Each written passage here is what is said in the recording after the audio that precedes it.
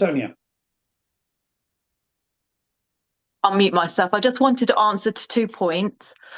Firstly, in regards to the trade union bureaucracy, that is 100% true. And this is why NHS Workers Say No is such a powerful movement, because it is a grassroots organisation across unions. And we were the ones to ensure there was the biggest turnout of votes ever in the RCN to vote the rotten pay deal, voting reject.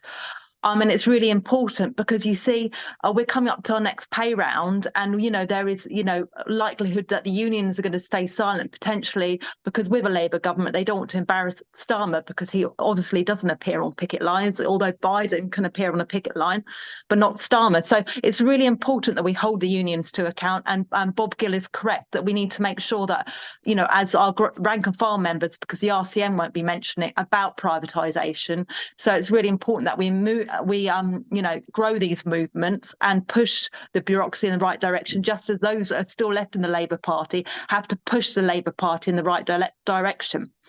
And also, I'm just going to answer a question on regards to the virtual wards, which is a very apposite question. Because potentially, they're managing figures by having these virtual wards. But Mary made a very good point as to who will look after these patients. Nurses are nursing patients in the community, but there aren't the doctors to refer up to.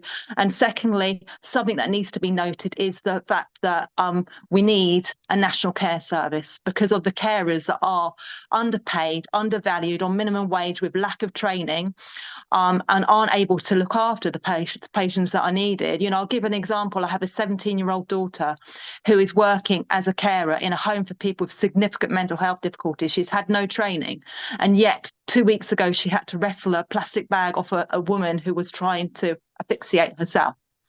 And, this is the issue, because Corbyn, he mentioned about the fact that we need a national care service, and that is key.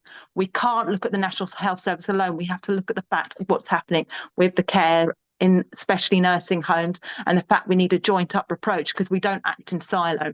So as well as the NHS, we need to look at the care service and ensure that we are getting people to be able to stay in the community in these virtual wards and have the care that they need. Thank you, Antonia.